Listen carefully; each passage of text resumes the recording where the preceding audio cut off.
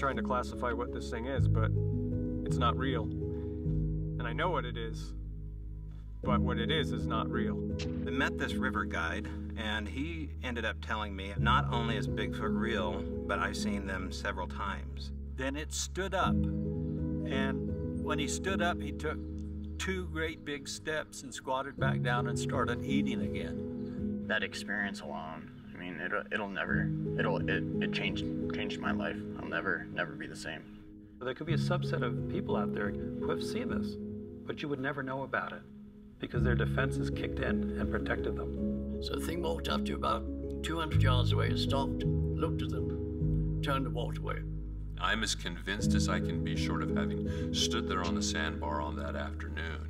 It took less than a second for me to realize what I was looking at were not people at all. We really tried to get pictures, but these things seem to outfox us. You don't know what to think. I mean, it's just, you see something that doesn't exist. The handprints were roughly 8 feet. There's a language here, and that is not a human being. All of a sudden, my tent starts getting pushed in. You run into them and you get this flash of beauty and they are gone.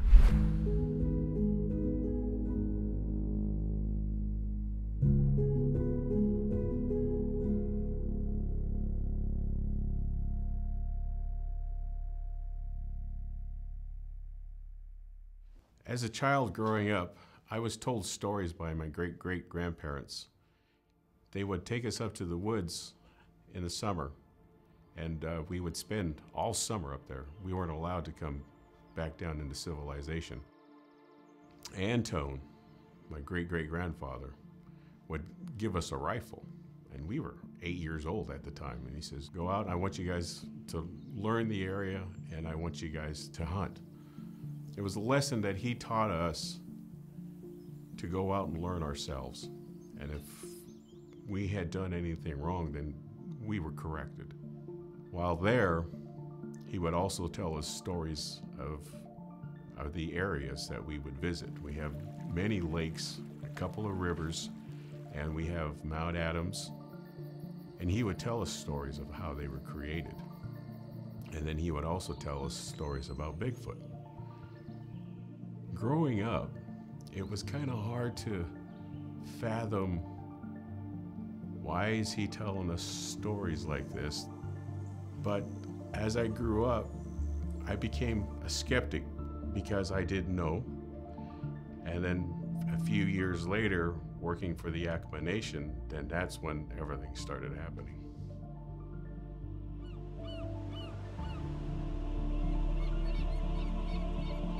With regard to the subject at hand, Bigfooters, Sasquatch, my wife grew up in Ferndale, Washington, right next to the Lumi Indian Reservation. Where she grew up, there were so many Bigfoot sightings, it was just common. The thought that Bigfoot was a legend or maybe did it exist or not never even came up. She was 19 and in college before she met somebody that doubted the existence of Bigfoot, and she was astonished because there wasn't a question, is Bigfoot real? It was just another animal in the woods.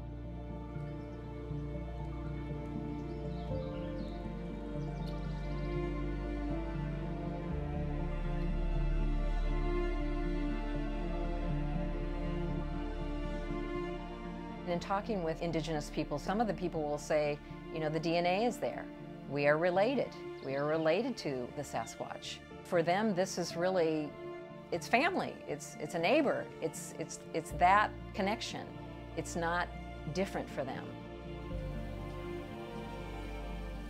I read a story by Paul Kane, an artist who wrote a book called Wanderings of an Artist Among North American Indians, and it was published about 1890. This mountain has never been visited by either whites or Indians. The latter assert that it is inhabited by a race of beings of a different species, who are cannibals, and whom they hold in great dread. These superstitions are taken from the statement of a man who, they say, went to the mountain with another, and escaped the fate of his companion, who was eaten by the skookums, or evil genii. I'd offered a considerable bribe to any Indian, but could not find one hardy enough to venture. And they would not guide him there no matter what.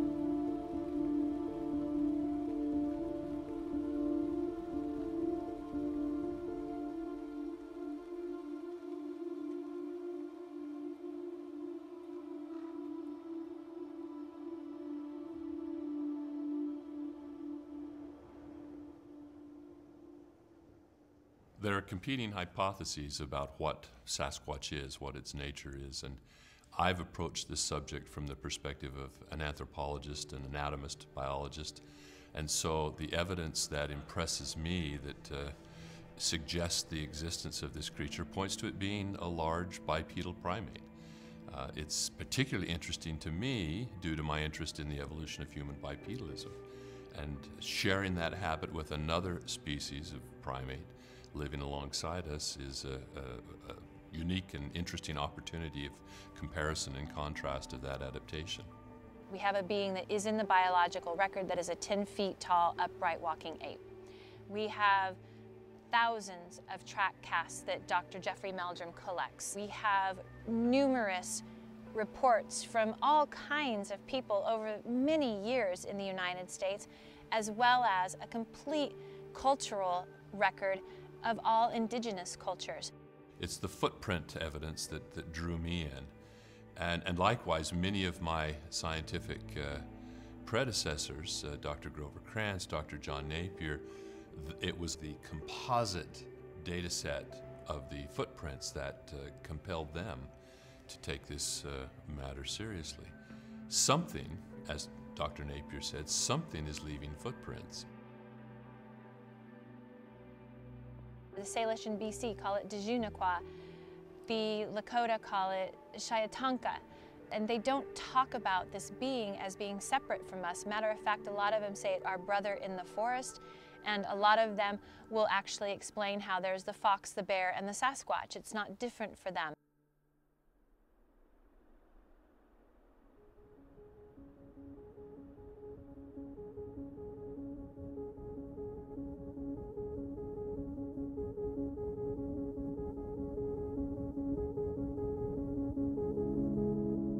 How do you feel just sitting here and looking over there again right now? Yeah, it's nuts, man. It really is, dude. Yeah, I'll tell you. I mean, it's almost breathtaking. I honestly keep wanting so badly to be like, look, guys, and then everyone can see it, dude. Yeah. But it's never, like, it's killing me right now to be here. That experience alone, I mean, it changed my life. I'll never be the same. We came here to do a survival video for our YouTube channel back in 2020, mid-October. We set a camp up on this side of the mountain. We had turned our cameras off, our batteries were running low. We came down here to fish for some dinner. We spent a good half an hour down here on these rocks, just chit-chatting with the line in the water, and just trying to make ends meet for the night. Yeah, just trying to get something to eat, trying to get warm, get some food. Austin had noticed a couple animals over here on this log that was in the water, and he kind of punched me in the arm and said, hey man, what are those? And he was kind of like, hey, you see that over there? Yeah, we noticed it. I didn't know what to think of it at first. I was thinking maybe a sow and a cub, and I kind of played it off for a few minutes like it's nothing, and the more I looked, the more I seen that it wasn't like a bear. It was more like a human. Man. Yeah, it's so hard to explain. I just can't put it in words. The size of it was just remarkable. I mean, it's larger than any human I've ever seen. As soon as you realize that it wasn't, some kind of animal that you would normally see out here, it kind of just like took everything out of your body, just took your whole breath away, and everything just went silent. You didn't really hear anything but what your thoughts were.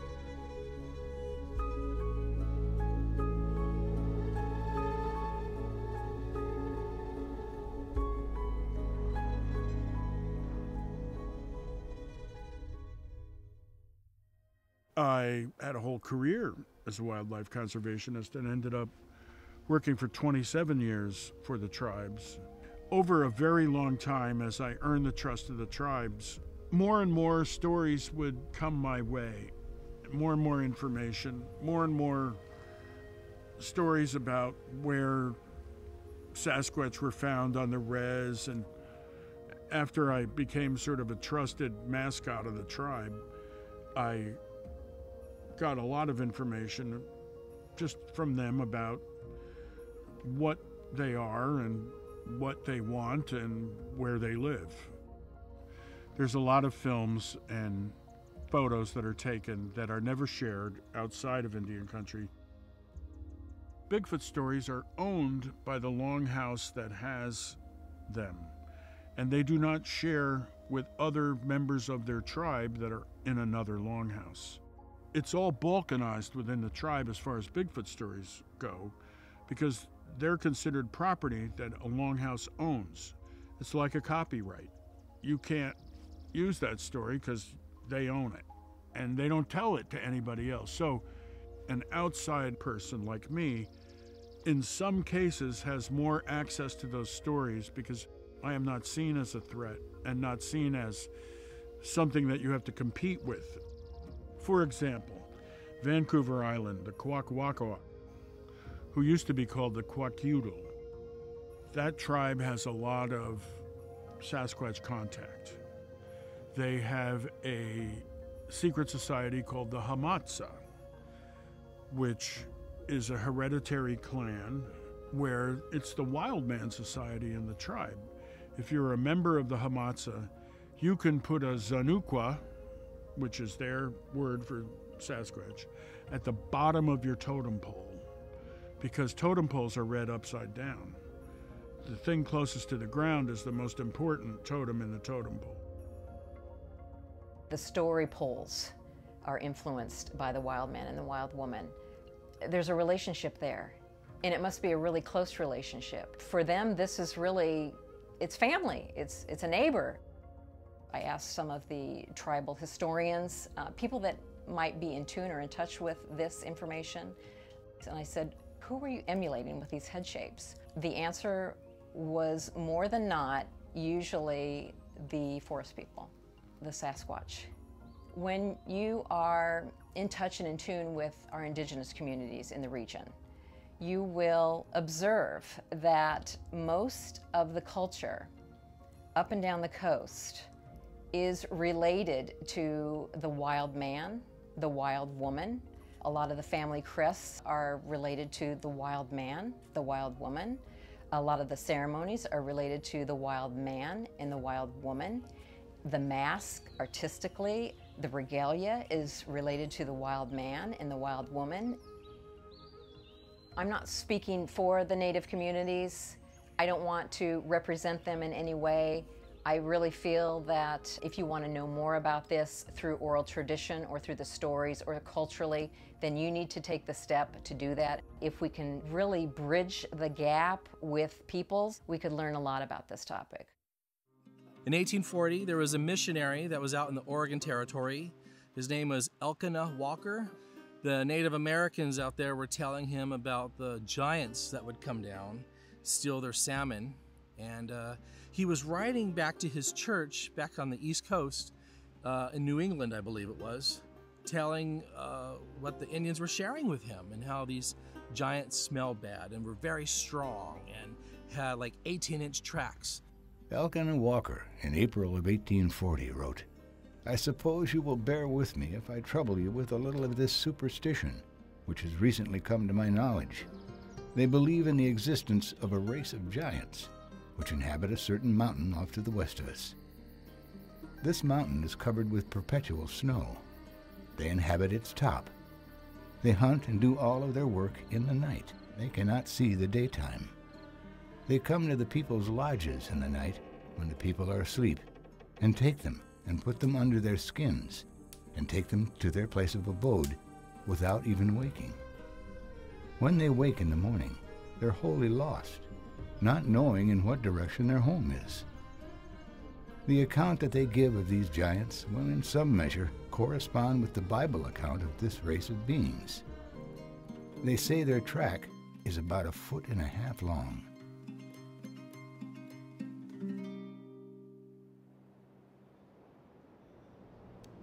I started in the Bigfoot field in 1956. I was trekking in the Himalaya, a small expedition to look for the Yeti, and made contact with this Texan called Tom Slick, this oil man, who became a very good friend. So to make a long story short, I signed up with him. I spent 3 years in the Himalaya looking for the Yeti. When I came down from that, he invited me to come to the States. He said, you spent enough time up there, come to the States and look for Bigfoot. And I have to say, I laughed. But I came over here and got into the search for Bigfoot. In the whole history of Bigfoot, there's been one piece of footage, 16mm footage, taken by two men, Roger Patterson and Bob Gimlin. Patterson has died, passed away. I met him, interviewed him 6 times before he died. He came across to me as thoroughly credible.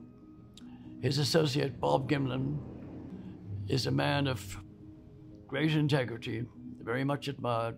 He lives in Washington still, and I believe his story of what happened, the whole thing. Peter Byrne ran an organization called the Bigfoot Research Project, and I became part of his project. And we paid for a group of scientists to analyze the Patterson film and prove that it was a guy in a gorilla suit. So we dropped about $500,000, and we couldn't do it.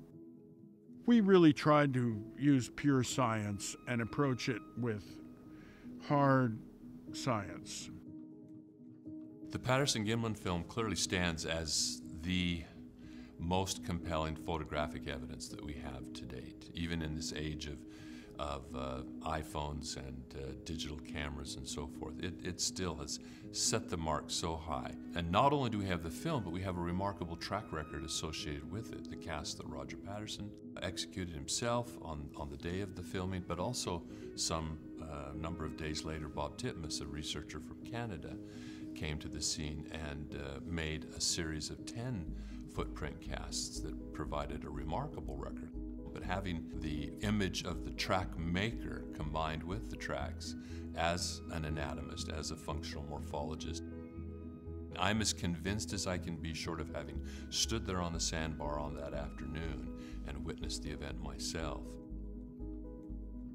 The suggestion that you'd work around the challenge of finding an oversized human male subject by portraying a female falls to the wayside when you scrutinize the specifics of what would have to be a fursuit and someone to fill that fursuit, which is just virtually impossible, especially given the technologies available in 1967. This is a piece of evidence that stands up under remarkable rigor that couldn't have possibly anticipated the technologies that we are applying to it today.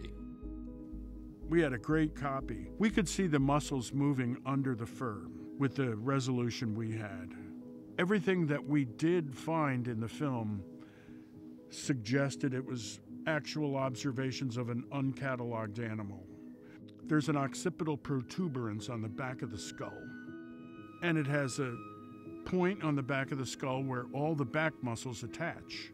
It was designed for walking erect, which is a hominid variation.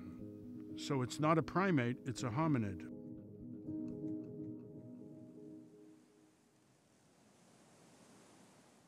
Going back to the silly question people ask, where would they hide?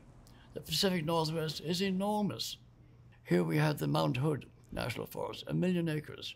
Acres that supply the essentials: food, water, cover, and space. Those 4 things which a wild animal requires. When I lived over in the Hood River Valley on my second project, a plane crashed 2 miles from me, a small plane. It took a year to find it. So we're dealing with an enormous area which pilots tell me they can't see into it. They fly over it and it's a carpet of trees. You can't see into it. I spent 20 years in the military looking and analyzing, maintaining various high complex medical devices and IT systems for the United States government. So it's been very easy for me to transition that into the world of analytics for various topics. It could be pretty much anything, and I've taken kind of an affinity to the Bigfoot community from that perspective. And then doing the research and finding out that less than 30% of North America has been actually walked by man. It's what is in those areas of uninhabitable or untraversable environments, that's to me all the more alluring to find out what's in those areas. I just had a feeling that there was something more out there than what we know. Scholars of the earth thought the earth was flat at one point in time, and we are only surpassed by our utilization of technology and our understanding of science to leapfrog each other to be able to find things out that we don't know.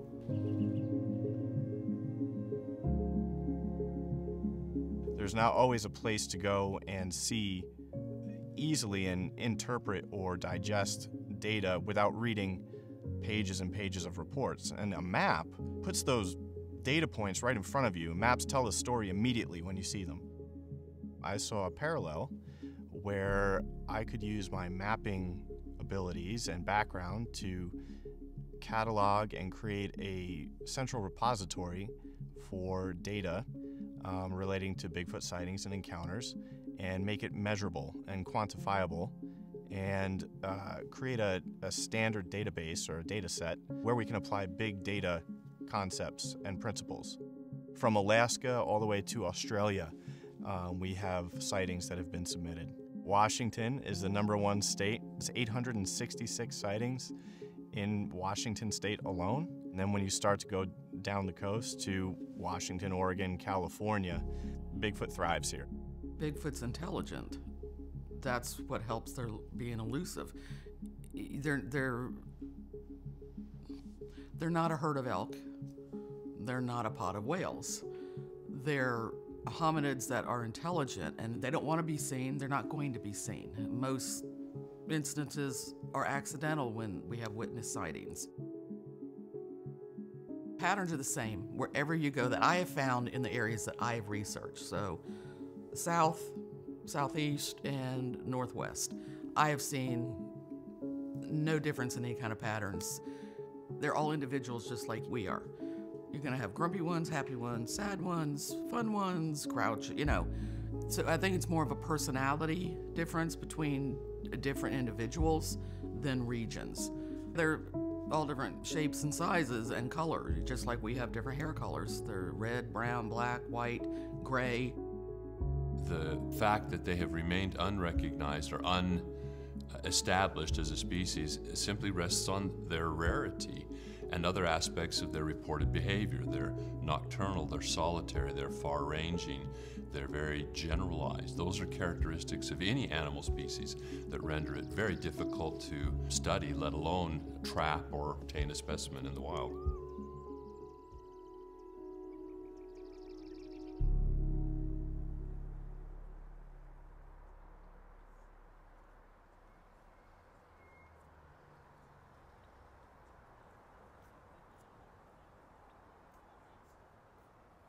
The first encounter I had that I know for sure of, I was 6 years old.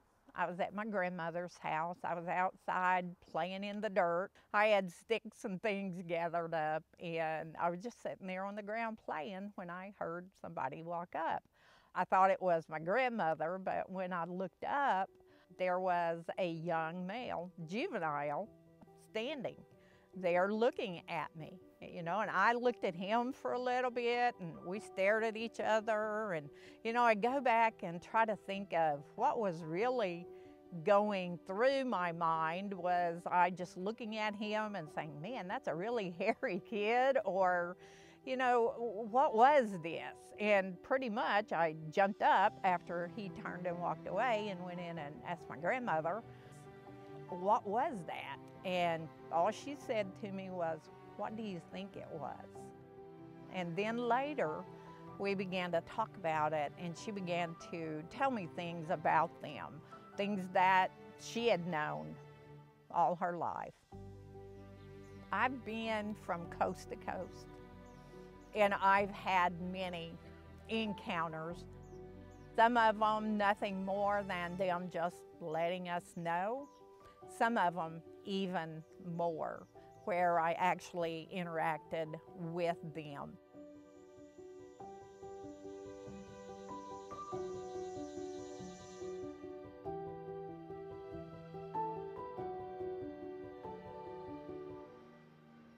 In 98, I became a police officer for Department of Defense in Puget Sound Naval Shipyard. That's where I kind of started my law enforcement career. I was 21 years old. And I worked there for a couple of years, and then I moved out to the West End out in Forks, and I became a cop in La Push.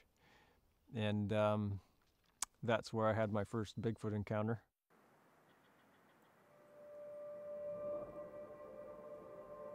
I was actually coming into work on swing shift that day, and I was driving down La Push Road. Before you get to the reservation, you come to the Third Beach trailhead. And in fact, within a couple hundred yards, there was just tons of people on the beach around the corner. And I'm coming down the hill towards this, and I'm probably like 70 yards when I first see this thing. And then it's just big figure just steps out of the brush, and then it just kind of just glides across the road. It doesn't even look at me, and it took about 4 steps, and it hit the fence, and it disappeared into the salmon berries. When I first saw it, I was a trained observer. I'm a police officer. I'm looking at this giant figure that was like that thick from chest to back. I mean, and huge, 8 feet tall, non-human gait, but humanoid. And I'm trying to classify what this thing is, but it's not real. And I know what it is, but what it is not real.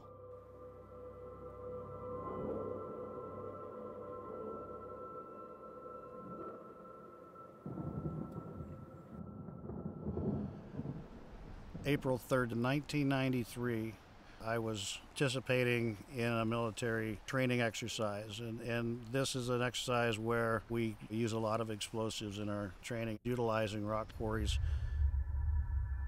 We had 3 explosions to do that day in the morning. And it was shortly after we set the fuses on that third and final blast of the day, we would get in our vehicles, we'd convoy down to a safety staging area, wait for the explosion, and come back and check our work.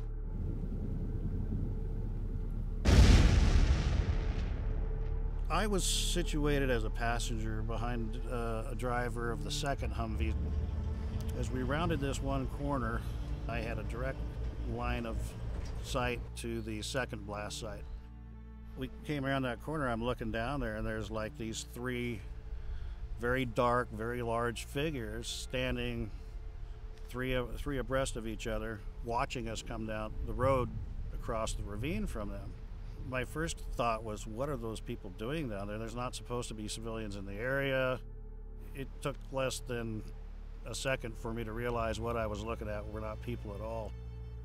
The arms of these things went well below their knees, unbelievably long arms, and very broad shoulders, barreled chest, tapered waist. The legs were quite long as well. The one in the middle was, I would estimate, about 9 feet in height. And the 2 that flanked it, left and right, were probably 7.5 to 8 feet. The one in the middle, though, he stood there like a rock, just like a statue. It just did not flinch. But the 2 on either side of this larger one exhibited this behavior where they were shifting weight from foot to foot, and in the process rocking left to right like this. These long arms were swinging in front of their knees, and they did that the entire time I saw them. After say 25 seconds had elapsed, it seemed like an eternity, we rounded another corner and I lost sight of them, and just at that I just slumped back in my seat, and I'm just trying to comprehend what I just saw. July 1st, 2021, I'm in Idaho with my buddy Jim, which you'll see, here's his rig. Anyway, just a couple of minutes ago, I saw a huge, giant Sasquatch standing right there. Only saw it for a second or two through the trees as we drove by. Then Jim backed up and he caught a glimpse of it, and then it was gone. We packed up camp and we started heading down the Forest Service road that follows a creek. And I said to Jim, I wouldn't be surprised if we saw a Bigfoot family standing right in the middle of the road. And we kind of laughed. About a half a mile down the road, I'm keeping an eye on the creek as we're driving real slow, about 15 miles an hour. And I see this huge figure, and I could see these huge shoulders. And I said to Jim, stop, I see a huge moose, back up. And I said, I see a huge Sasquatch, back up. And he goes, we backed up a little bit, and he says, oh, I see it too. It had stood up, and you could still see the massive shoulders, and the body came in a little bit, and it was just super big and super thick all the way to the water. I think it was standing in the creek. 1 second it's there, and in the blink of an eye, it's just not there anymore. Really like the outdoors. I've always hunted, fished, camped, done it with my family growing up, being married and having kids, and we do the same thing. Been into archery pretty hardcore since I was about 14 years old. I've seen cougars in the woods. I've seen bear, deer, elk, moose, a lot of smaller game, fox and stuff like that. There's not too many animals in Oregon that I haven't seen. Labor Day weekend 2019. I'd been going over to this particular area in Eastern Oregon for a couple months, since about mid-May. I sat down by this water trough. As a hunter, you're always playing the wind. You always hunt with the wind in your face. So I was set up that night, wind in my face. And I'm kind of sitting there, and off to my left, I just catch a little bit of movement. So I kind of turn my eyes real slow and my head real slow over to look, and I see a head pop out and go right back. And so in my head I thought, oh, it's a hunter, another hunter. But I thought to myself, that's kind of weird. I never heard him come in, and I should have heard him come in. So I just kind of kept staring at that same spot, and then it stuck its head out. And it was what, doesn't exist, supposedly. Bigfoot sticks its head out, stares at me for probably 10 to 15 seconds, and then slowly pulls his head back. I just sat there dumbfounded, like, what in the hell did I just see? These things don't exist. I've been in the woods long enough. I know what I've seen. I knew it was not a bear. Absolutely 100% not a bear. So I sat there for, like I said, probably 5 minutes, just kind of trying to gather my thoughts and get my wits about me.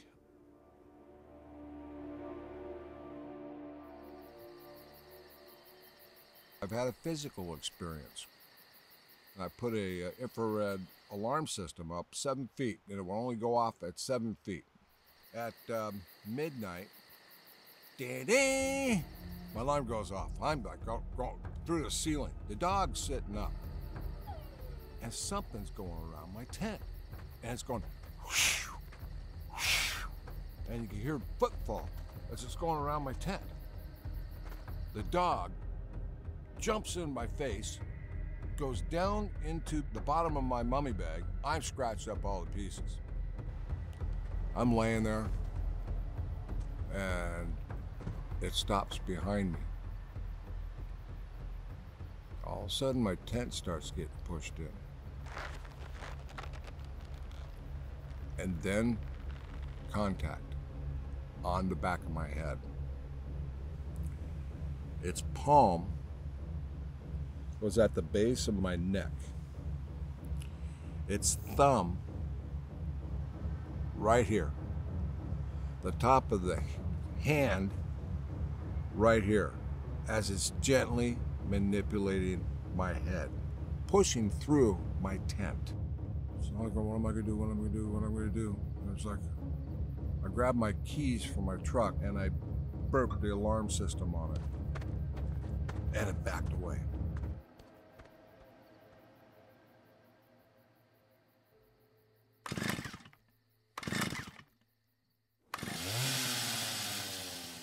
In June 2019, 7 loggers were working a place called the Wilson River Drainage. And they were in a closed area, which is all gated. The public does not get in at all.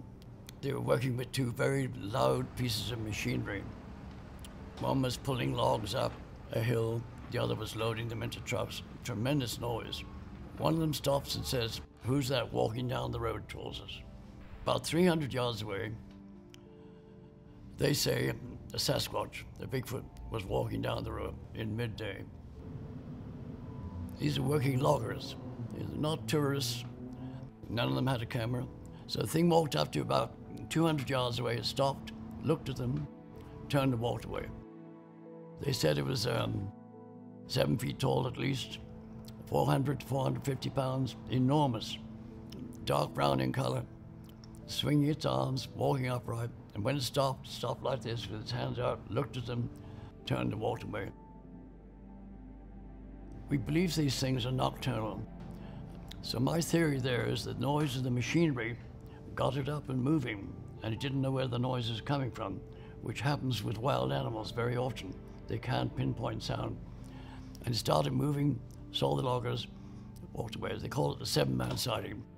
I got into the area with great difficulty, got permission, went in there, spent a whole day, found some footprints, great big footprints, in a shallow stream bed nearby. This is 7 down-to-earth loggers with 20 or more years of experience. They're not mistaking something. They knew what they saw.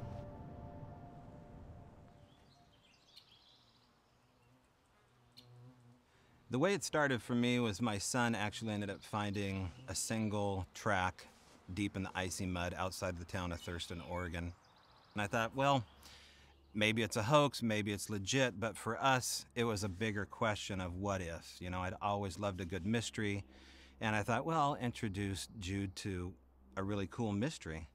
And so it just so happened that one of our neighbors filmed a movie about Bigfoot back in the 70s, loosely based on Patterson Gimlin. And he looked at the photo, which we had the mind to put a scale object next to show size. And he said, you know, it's interesting enough, it could be a hoax, but I know somebody you can talk to. And so I met this river guide, and he ended up telling me after our initial meeting that, you know, not only is Bigfoot real, but I've seen them several times. In fact, they come to my house, which was a whole new phenomena. I had no idea that you could be a witness multiple times and then be an extended experiencer, someone who quite literally has Bigfoot in their own backyard. That right there was really the trigger point for me to meet my first extended experiencer, which Daryl would end up becoming the ultimate extended experiencer. When I first moved to the house down here below us, I would hear things at night up in these hills right here. It prompted me to look for someone that knew what those sounds might be because they were so strange. Daryl wanted to meet a local. He had just moved to town, and he didn't really know any locals here that were into such a strange subject or hobby. And so that's when we met, and we hit it off. And so we set up a kind of a date to meet up at his house, and that's when things kind of took off.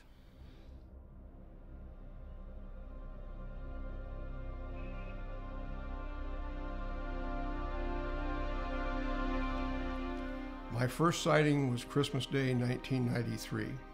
Myself and 2 nephews went for a drive looking for deer and had the usual 15-second roadside sighting.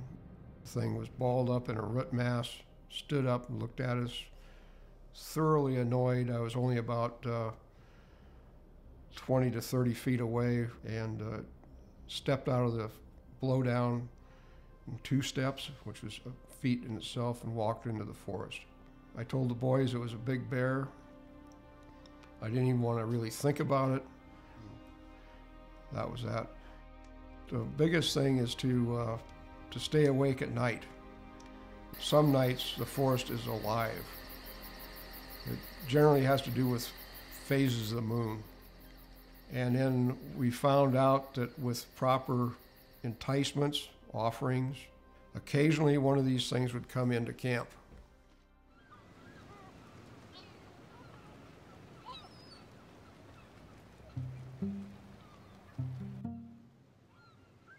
Let me show you this map.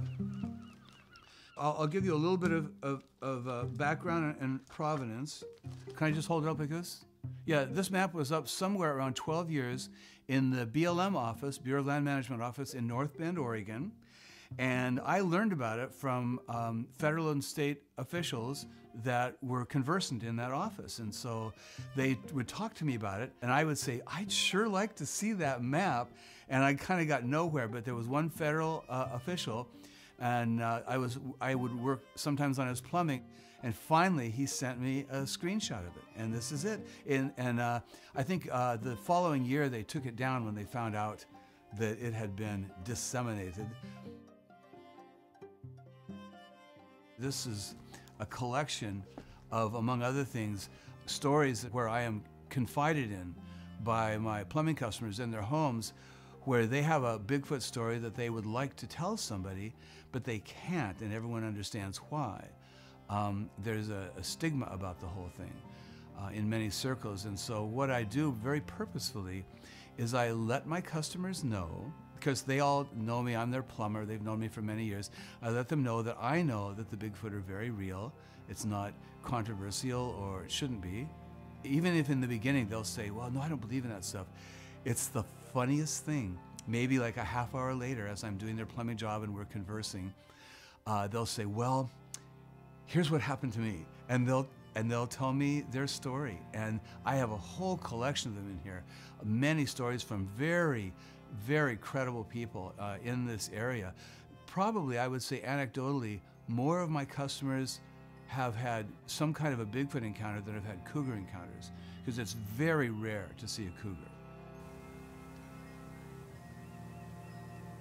There's a family of Bigfoot that has lived for years at the county dump. When the lights go out and the gate is locked and there's no one there at the dump, the Bigfoot come in every night and there's a smorgasbord there, because they're the only animals that can get into the pit and back out. A local historian and cartographer, with considerable effort, gotten a few of the employees at the dump to admit that the Bigfoot are there. This right here is a photograph that was given to me of a trail cam. This is just maybe a half hour from here. It's a family, a very reputable family that owns land all over here, and they're hunters, and so they set out trail cams. And they took this photograph probably, I think, 10 years ago or so, and they never showed it to anybody. And then they decided to entrust it to their plumber. That would be me. And there's a man and woman that I know here in town, and they're pretty well known, great people. They were camping with friends for 4 days on the Elk River. And he sent me a photograph that they got while they were there. He said, we watched this for a while, but it was obviously a juvenile ape. It looked like an adult chimpanzee that was just hanging out up in a dead old growth tree. You can look at this and think, okay, either it's some sort of a gnarly growth on that tree that looks exactly like a chimpanzee. And he said, we watched it for a while, but he said the thing that was more remarkable was the noises that the apes would make at night. And he said they would make this, this loud gibberish and howling and barks and whistles and just all these noises they would make at night that was rather disconcerting.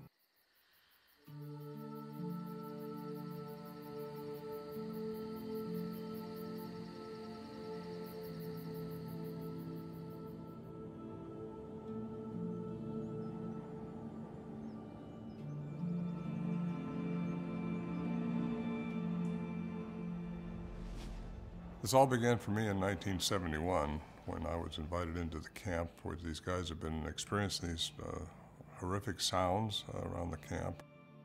It was a nightly thing, and I started going up there.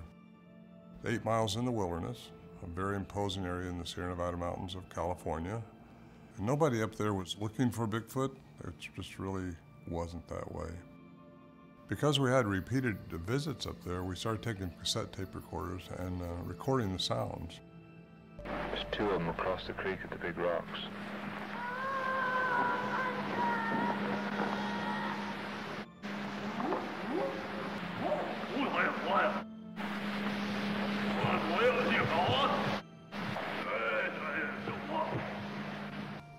I spent a career in the Navy as a cryptolinguist, a translator of Russian, Spanish, and Persian. I played it, and I immediately knew. I could hear it, and I was stunned. There's a language here, and that is not a human being.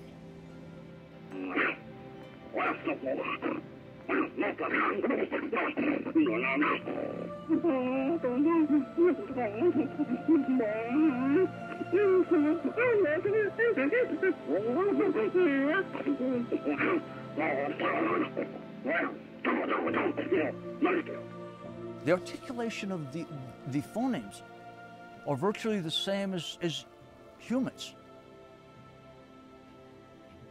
They make the same sounds that we do, with about 6 or 7 extra ones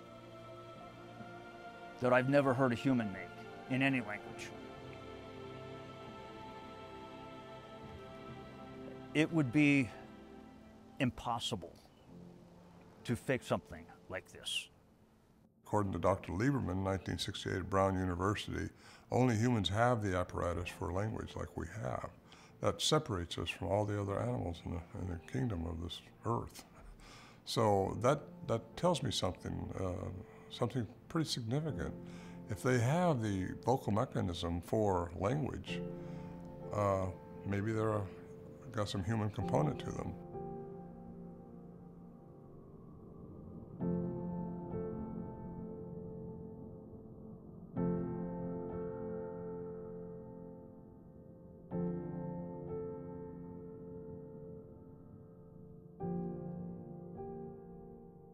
Skepticism is a useful tool, but they'll say, well, why don't we have a skeleton? You know, why don't we have something? And there are several reasons for that. One is because the government isn't going to release the skeletons because it would be a disaster. As that same government official told me, we have to keep it as a legend.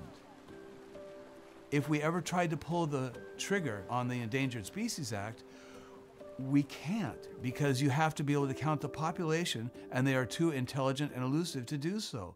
And then we would end up with a bunch of primates out in the woods with guns hunting larger primates, and it would not go well. And so the government is well served by keeping it as a legend.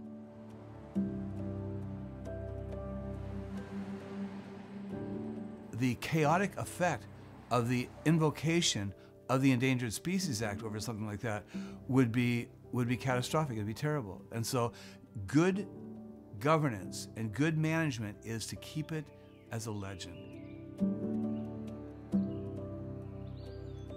There have been quite a few reports that I've gotten over the years of Bigfoot. I have gotten one, maybe two in the last few years that I thought were worth taking a closer look at. I've heard of people thinking that are mistaking bears for Sasquatch. I've never gotten any reports of Bigfoot or Sasquatch in my professional career that I determined was actually a bear. And that has happened in other cases in other parts of the Pacific Northwest. I've heard questions from many people out there, skeptics, about where are the bones? Where are the bodies? Why haven't we found one? My major's forestry. I've got my degree in forestry. If anybody knows anything about decomp, animals, ants, whatever, things decompose so quickly. Small animals, they eat the bone for the calcium in the marrow. Okay, everything is consumed on an animal when it dies in the woods. 7 to 10 days, every trace is gone. Every trace is gone of any kind of an animal. So it just speaks to the unlikelihood of finding remains of animals out in nature. Nature has a way of recycling those resources in a very efficient and very prompt manner. Western culture wants a body. Biologists want a body. They want bones. They want a hair sample. All these sorts of physical, hard evidences beyond tracks. I think personally what it'll take is contact. It'll take contact. It'll take someone who is willing to create a relationship with them and ask them to come forward. But I don't think that's going to happen. They hide for a reason. And not only do they hide for a reason, I'm on the fence about the fact that they only show themselves to people that they want to show themselves to. Most of the time, if I get hair, it is usually hog hair, horse hair, deer, something of that nature. I personally have never received actual hair that could possibly be Bigfoot. A lot of footprints, handprints. My favorite investigation was back in 2001 at the water reclamation plant in the St. Johns River management area. They had a lot of activity going on there. I went out there and investigations as far as sightings, vocalizations. I had received a phone call saying, hey, we've got these handprints on the window that happened when this thing was looking in the window one night. My pictures were the handprints, and in some cases you could actually see the hair where it pressed against the window. The handprint isn't the full hand. It was looking in the window, so it was kind of like had bent fingers. But I got good palm and thumbs and the tips of the fingers.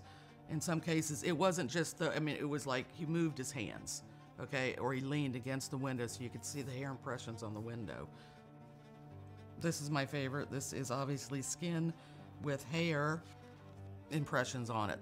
The handprints and the imprints I received, a lot of oil in them. This is Debbie, who was my witness. She's pointing to way up here where the handprints were. And the handprints were roughly 8 feet because it moved around and everything. She worked graveyard. She came in from the back warehouse of the shop into the reception area, and there it was looking at the computer screen, watching the Windows little logo thingy going on it. And then when she walked in and saw it, and it saw her movement, then it kind of stood up and then took off. One of my principles that I work with is the Hukin-Sullivan principle, that you have to spend 200 hours feet on the ground in a reasonably good area to have an encounter of any kind, or possibly a sighting. Jim Hukin was a state of Oregon biologist. Jack Sullivan was a science teacher. These guys knew their stuff, and they were very active from the late 60s up through the early 90s. One claimed 12 sightings, the other one claimed 13. But they all had the same characteristics of sightings. They were very brief, they were very clear, they knew exactly what they're seeing, and they did not have a time to raise their cameras up, or if they did get their camera up, it was too dark to take a decent picture. And they refused to engage in blob squatch. Blob squatching is these goofy pictures that people have of Bigfoot that are shadows and branches waving and all kinds of stuff. We just got glimpses every once in a while, and people want to know why we didn't get a picture. That might be one of the questions that's going to get asked. I get asked that all the time. And we tried. We really tried to get pictures, but these things seemed to outfox us. We underestimated what they were, underestimated them thoroughly. They move inhumanly fast. The one I saw was shooting down through the trees to two other ones that were making sounds down here. We feel like it was an adolescent and a mother. That's what we think, a family of 3.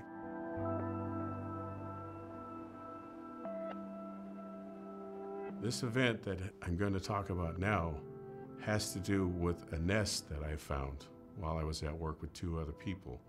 And this looked just like a bird's nest. It was on a hillside that was about 60 to 70%. And what built this nest had opposable thumbs. But when animals make beds, they slide everything out to the bare soil. So you've got this mound of debris around it, but you have a clear down to mineral soil. But what I found here was tree branches that were woven together. These branches were broken off tree, 2, 3 trees, whatever, in the area, and they used that as their building material. And everything was intertwined all the way around. So I knew what built this had thumbs, could have been a hunter. I found hairs that were anywhere from 1 inch to about 2 inches long. These hairs had multicoloration to them. They were light at the bottom, and then they got brown, blonde, and then there were a few that were dark. So it was multicolored. And I showed them to my partners, and they were just flabbergasted. They were just it was out of this world what we were looking at. In the Mountain National Forest, there are billions, literally billions of broken branches. They're caused by all kinds of stuff. So occasionally you may find a trunk or something of that nature that's been twisted and braided by a Bigfoot, probably as a territorial sign.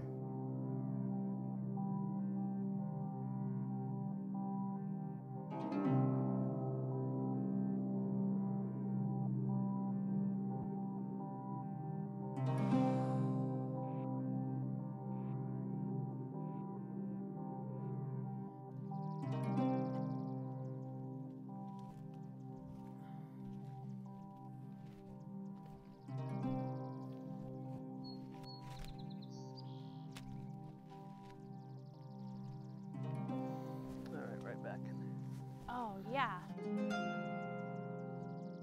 Whoa. Yeah, that is, whoa.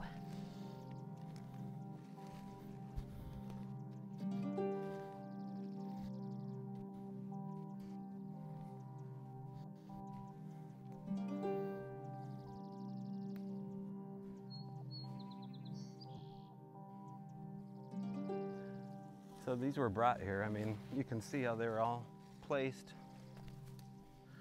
Bring that up. This is incredible.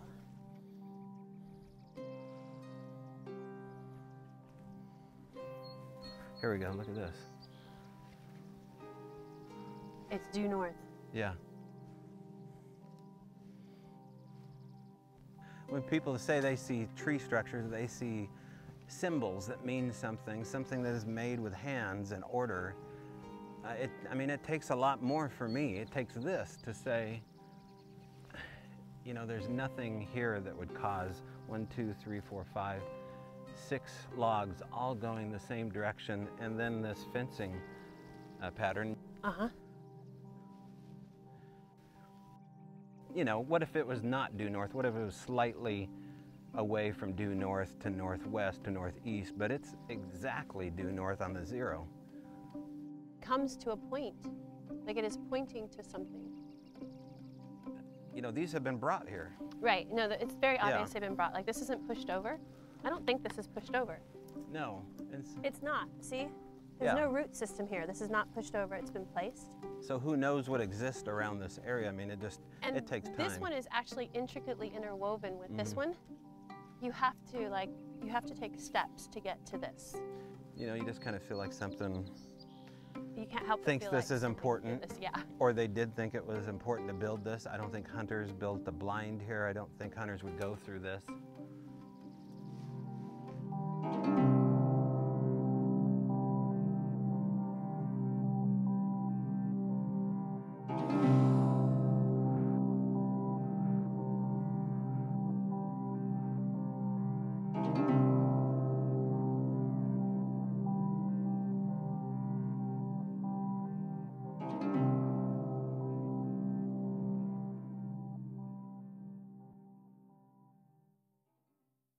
Honestly, I think what we're dealing with is a relic hominid of some sort.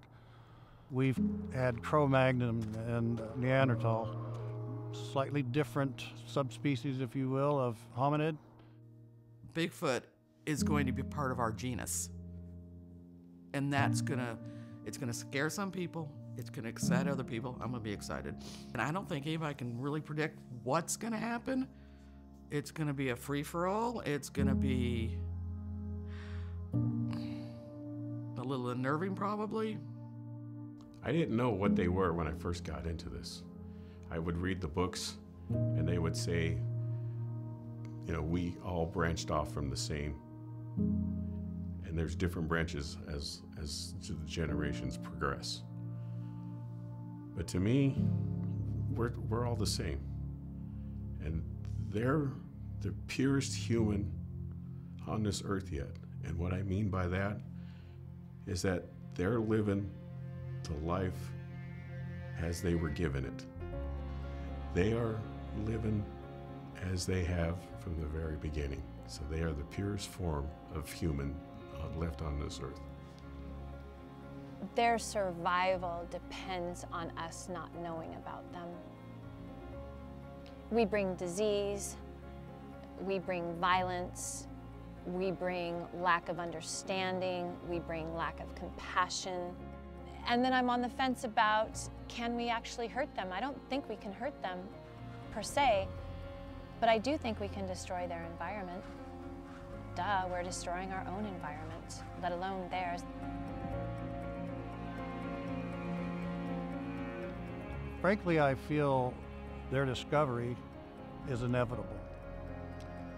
There's no question, as a living being, they're also a dying being. And whether they die by age or disease or injury, they're going to die one time or another. And I think it's inevitable, extremely rare, but inevitable, we will find a body. As difficult it is to find a living Bigfoot, somewhere out there, there's a body. I know a lot of people think it comes down to the spotted owl situation we had back in the 90s. So if there's this undiscovered, primate living in the woods now, and okay, now they say, yeah, it's here. Well, how much land do we have to set aside for him? So does that affect logging? Is that going to affect, recreational areas? Is that going to affect hunting grounds? What's the grand scheme that it's going to affect? It very well could be a cover-up. It very well could be. I think they know that more than we do. I don't think they want to put money into it. As far as they're concerned, it's something out there, and it's not going to, as long as they don't show it attention, it's not going to affect the economic portion of government and states and cities, because that's their main concern.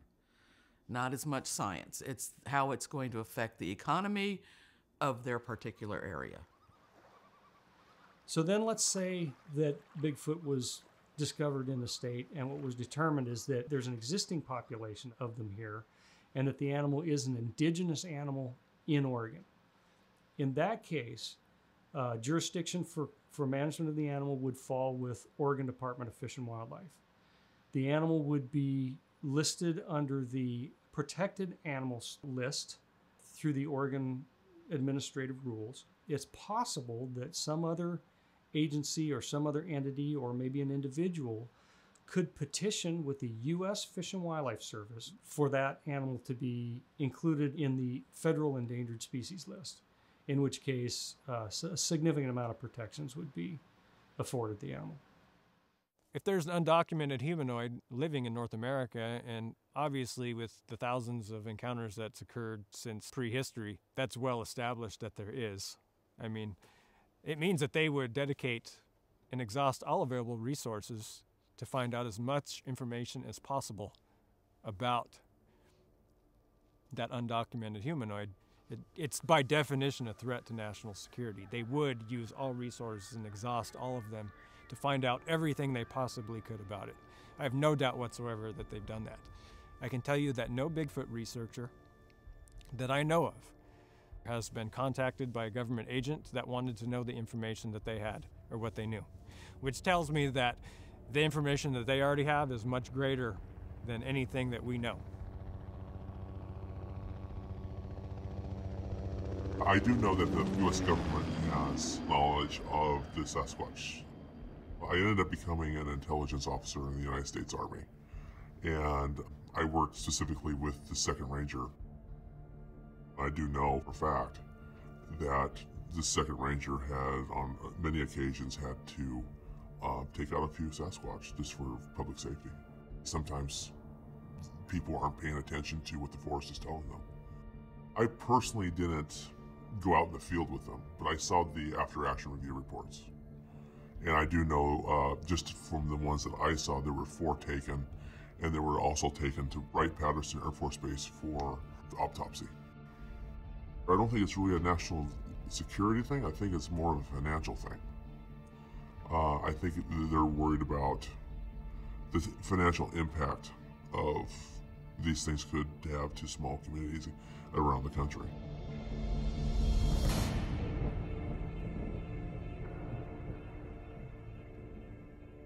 It was the most amazing thing I've ever seen in my life and most frightening thing I've ever experienced in my life, all in one bundle. I can't seem to keep my eyes out of the trees when I'm here, you know. I just want to see it again so bad I can't handle it. Trying to tell the story and put it in perspective for someone to understand is really hard to do. It's just something that I wish everyone that wanted to see Bigfoot or was curious could see it for themselves. That's why I think opening up our story that we've had would be able to express that, you know, what people may think that's not something that's real might be able to be like, okay, I can actually ease my mind a little bit and be like, that what I saw was real. The way it pulled its little one, its young behind it with its arm, in a protective fashion was just, it was crazy. My first thing I thought was like, this thing's protecting something, and it's not, it's just, it was, I mean, I can't even put it in words. It was so unreal. There's nothing out there that I have experienced out in the wilderness that can move and have the parental effects that they, you know, had towards its own. Protecting its young like a human, like I would, like pull my daughter behind me in a bad situation, you know. It was like a dark cinnamon. Yeah, it was definitely, it was not black. It was not what I've heard people, it was not what you hear every day from people. Like, this thing was cinnamon colored. It had every feature that like you would see like if you went to a zoo and saw a gorilla. The arm length was basically double of what our arm length was. Yeah, it was to its knees. Below Easily, its knees almost. easily. Once they seen us, and once we kind of locked eyes for that, what seemed to be an eternity, they moved off the logs and they kind of hid along the tree line there. You could see through the trees. You could see that thing moving, but once it got behind the trees, there was nothing. It was like it just disappeared in thin air. It almost was in the feeling that they wanted us to see it. Yeah. Like, I think that if we did have the equipment, the cameras, anything like that, we wouldn't have seen it. Not at all. I think if we would have had our cameras rolling, we wouldn't have seen it. They would have never allowed us to. Chad and Austin were going to come out here and film a survival YouTube video, and it was going to be like a 24-hour overnight thing, and they didn't want me to come pick them up. They wanted to do it all on their own. And when they went to go call me at midnight, first I was upset, and I said, no, I'm not going to come and pick you guys up. And hung up. They called back, and when I met them down at the bottom of the road, I could just see it in Chad's eyes. And in the 12 years we've been together, I've never seen him not scared. I definitely am a strong believer in Bigfoot now, and it's something that I know Chad and Austin will never forget, as well as myself.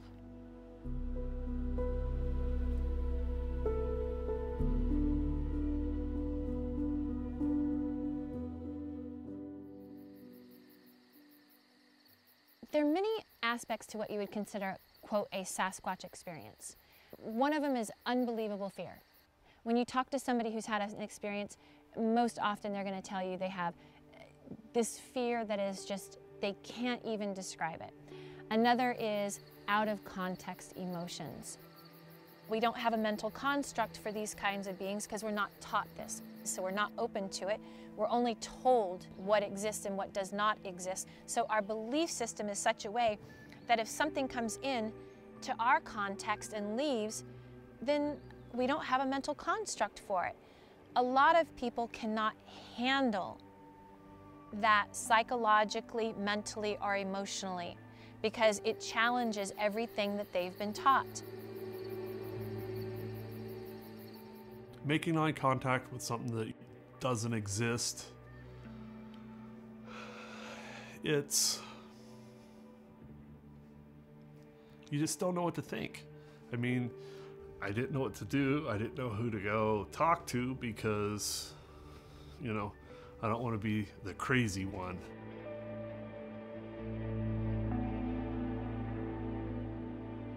I talk to grown men who will stand there and cry over what they've seen. They won't go back in the woods to hunt. There was one gentleman who was a foreman for a construction crew, and he wouldn't go back to work for a few days because of what he saw, and his wife said he never missed a day of work in his life before that. He knows what black bears look like. He knows what's in the forest, and he says he saw a Bigfoot and he saw it up close.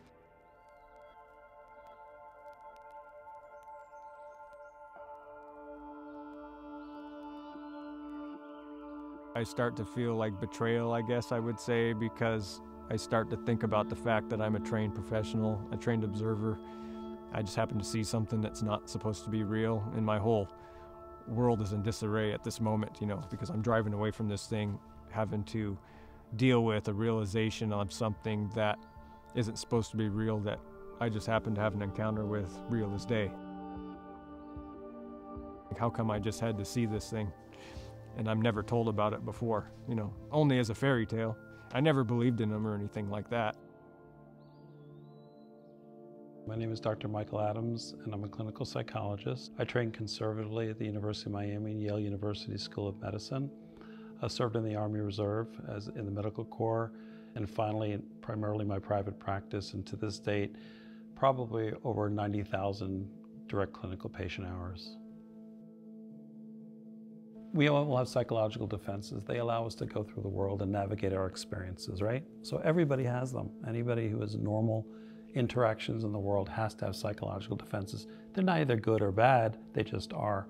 So when we talk about rationalization, that's where we take an event that's happened in our life and we just rationalize it. For example, we see something strange out in the woods and we go, no, it can't be that. It must be this. And they discard their original impression and rationalize it. And I couldn't have seen what I just saw, right? So there's rationalization, and then there's suppression and repression. Suppression is a conscious act where I just saw something, I experienced something, but it's disturbing to me. So I am not going to talk to other people about it, and I'm not going to even maybe admit it much to myself. I don't want to relive what I just experienced. Repression, on the other hand, is an unconscious process where we push it so deeply down where we're not aware of it. We don't even think about it. So you may have a subset of people out there who've experienced Bigfoot, Sasquatch, if you will, who really don't remember the experience in some cases, or remember it and push it down. So there could be a subset of people out there, again, who have seen this, but you would never know about it because their defenses kicked in and protected them.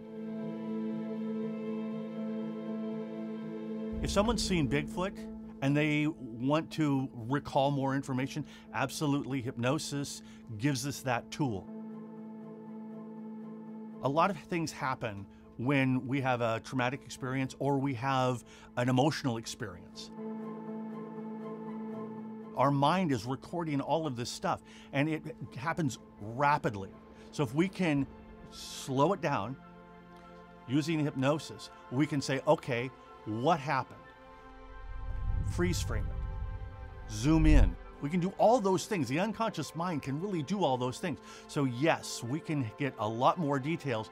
And if it's traumatic or emotional, there's a bunch of information. We have different minds that have different functions. There's the conscious mind. It's what we call volatile. It's the one that says, oh, I've got an appointment, I need to be there. Or is this something I should be watching or doing? It's that questioning part of us.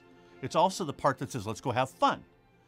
95% of your perceptions and your behaviors are controlled by your unconscious mind. So everything that's going on, every moment of the day, your unconscious mind is recording. And it is literally filing it. When we go to sleep, the stuff that has value gets shuffled to long-term memory. If it had an emotional component to it or a traumatic component to it, it gets shuffled deliberately into long-term because we need to know that it has value. If that experience was traumatic, created fear, we need to know about it so that if it happens again, we're prepared. Oh, there it goes.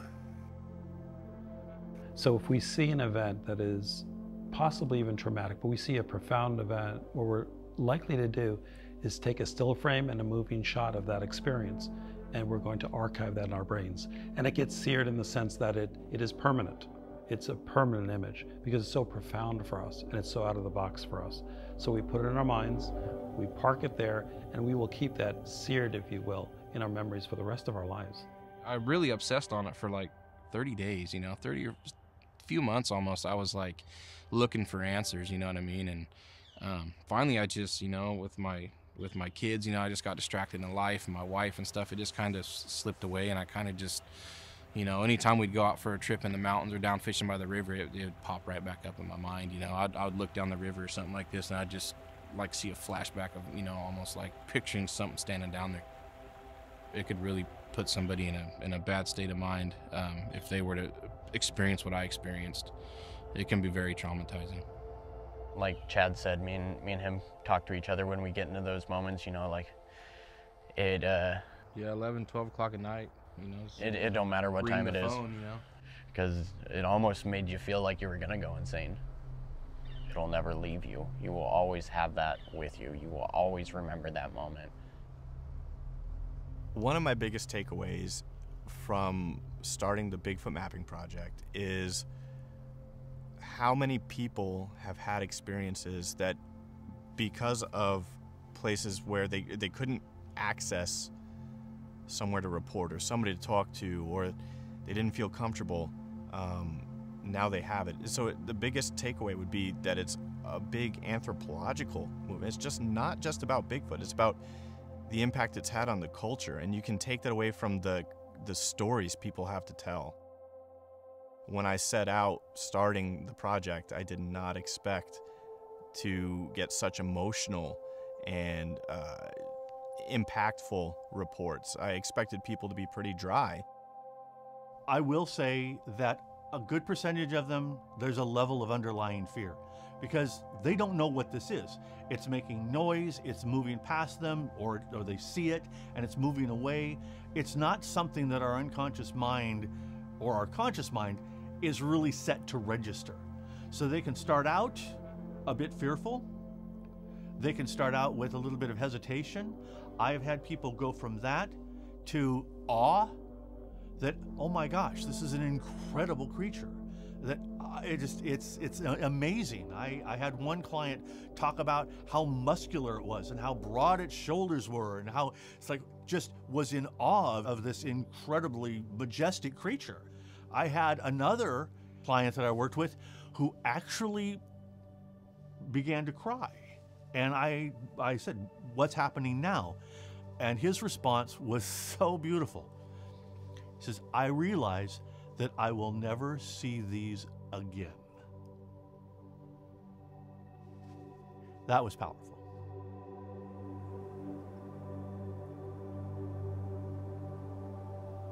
I don't entertain a lot of motives when it comes to skeptics because they're impure. I mean, if people really want to know something and they're skeptical because they doubt, that's natural. I can deal with that. But if people want to mock and they want to, have their punchline and just say, oh, you didn't do your homework, you're lazy. Well, they don't know what I know, and that's good enough for me. I know what I know, and it's made me a better person. This isn't everybody's journey. Not everybody's supposed to take the red pill.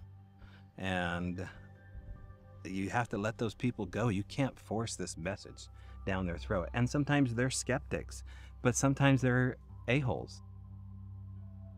If you want to ignore the thousands of reports that are out there, you can do that.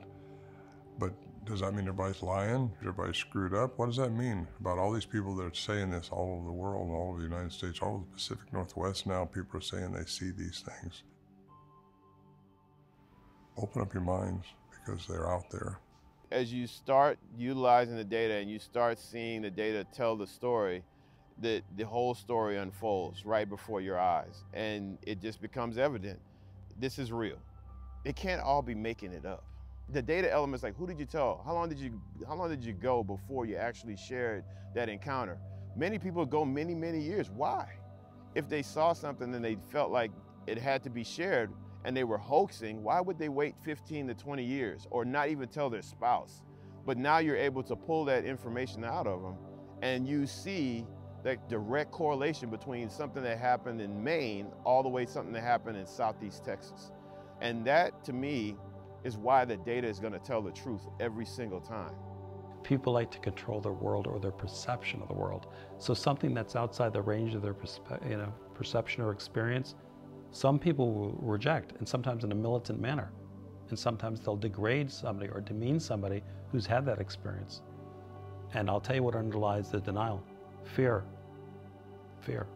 They're fearful of something they can't identify, understand, or control.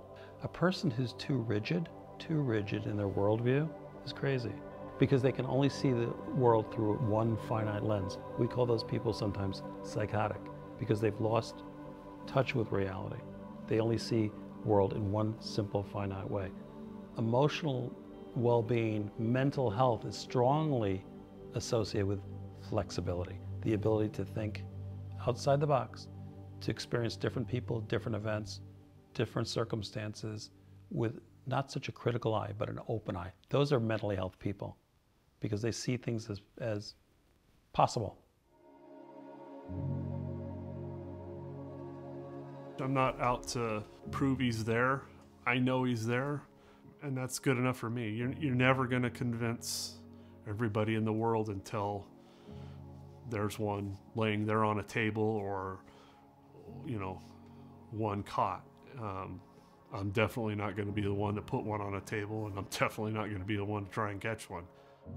And to be honest, even if I get a picture, and I know there's pictures out there because I've seen them of actual Bigfoot, why share it? Because somebody's going to say, oh, it's fake, it's makeup, it's this, it's a mask. Even if I had absolute proof, 100% proof, I don't think I'd share it. Bigfoot is a great example of something, once again, that people can't categorize. So who are the people out there who are saying, let's investigate this, let's take a closer look at this, let's see if there's some science behind it, some explanation behind it. If you're in the mainstream in terms of science, or a professional, if you will, you're taking a risk, because you're willing to say, I'm going to pursue this, and I'm not going to really pay attention to the naysayers, I'm not going to be put down by them. And those people are truly pioneers. And that's been true throughout history, right? Whether it's religion, politics, medicine, science, whatever human endeavor, people take risks and chances. And one of the risks and chances they take is that people may think they're foolish. So people who are willing to say, yes, I'm going to get ridiculed for this, but I'm going for it anyway, those are truly pioneers. They're transformational people who are willing to say, let's take a shot at this, let's see what's out there. And that's the kind of person that we should celebrate.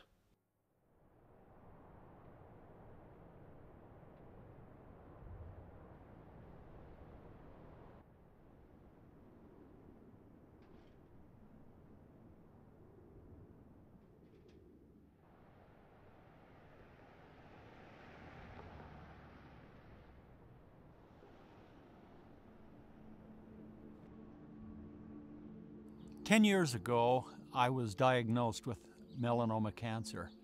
Me and God, we're good buddies, and I asked for help, and he sent me people to tell me what to do. And so I went to have a melanoma cancer removed off the top of my head, but they didn't get it all, and I was eventually diagnosed with the terminal cancer, and that was a death sentence.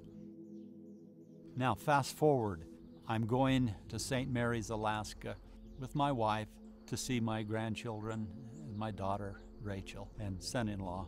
possibly for the last time. The day that I saw the Bigfoot, we get into the boat and we're motoring up the Andrzejewski River, which flows into the Yukon. We fished all morning, caught nothing, so we found a sandbar and unloaded the kids. And then I said, let's go after steelhead. I had a steelhead on earlier that day, and so my son-in-law, he and I alone jumped in. We went downriver, and he pointed up the hill, and he says, what is that? He whispered, what is that? And I said, that's a big old brown bear. No, what is that? Then it stood up, and when he stood up, he took 2 great big steps and squatted back down and started eating again. In my mind, as a non-believer, I'm thinking, a bear can't do that. He finally passed me the binoculars, and when I looked, I saw fingers this long with the thumb way back here. And I thought, a bear? That's a Bigfoot! And I was just stunned. And so I handed him the binoculars, and then I hear this. Oh!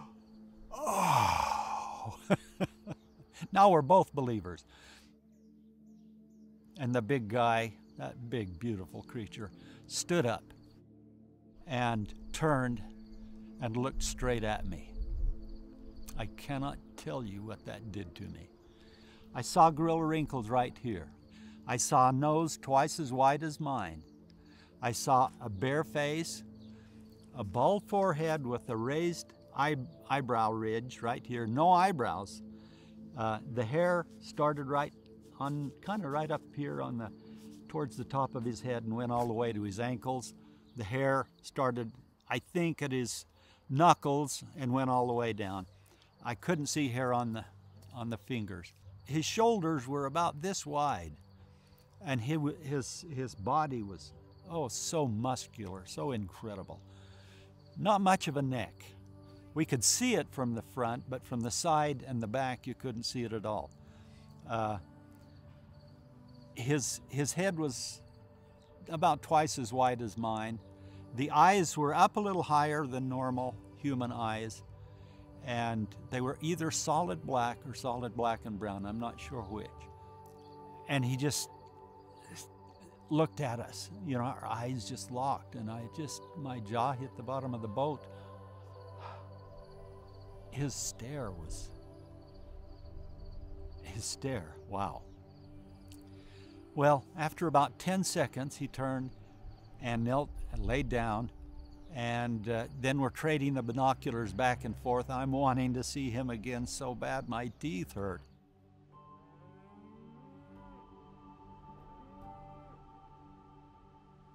If you look out here in the field, there's cows, and I was a cow milker, and I sang to the cows. I taught my kids to sing to the cows, and so I started singing to this Bigfoot. You are my sunshine, my only sunshine. Got through the verse once, and he didn't stand up, so I thought maybe he can't hear me, so I'm raising my voice slowly as I go into the second verse, and I finally got right to, you make me happy when skies are gray, and he stood up. I was elated. Eventually, after about 10 minutes, we watched him walk up that tundra hillside. Great big giant steps. He walked up that mountain faster than I could run down. It was, my son-in-law said, look at that. No human can walk on the tundra like that. And he went over the hill, and the last thing we saw was the top of his head going down the other side of the hill. We finally turned around and went back to the boat. Most solemn experience of my life, going down that river. Me and God were talking. Thank you, God. I'm diagnosed to die. Thank you for letting me see such an incredible thing and to experience this in the last time of my life.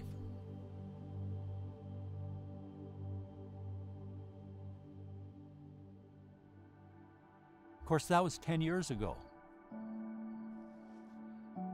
I am God's miracle.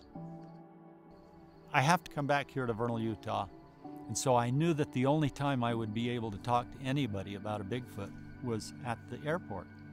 I walk in, there's about 30, 35 people there. I've seen a Bigfoot, of any of you? I wanted answers.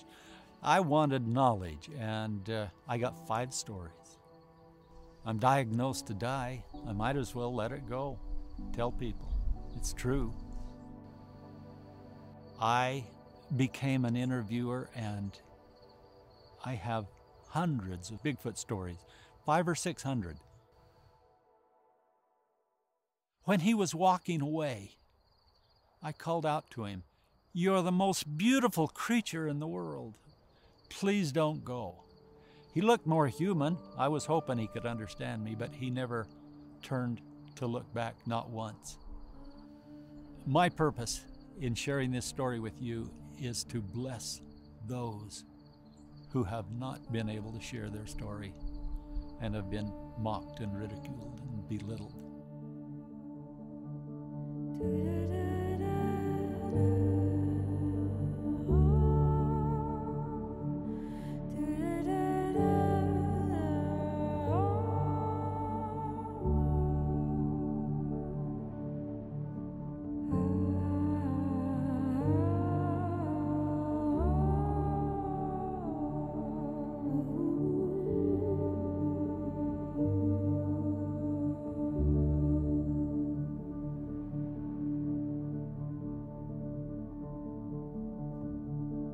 It's not about the one encounter.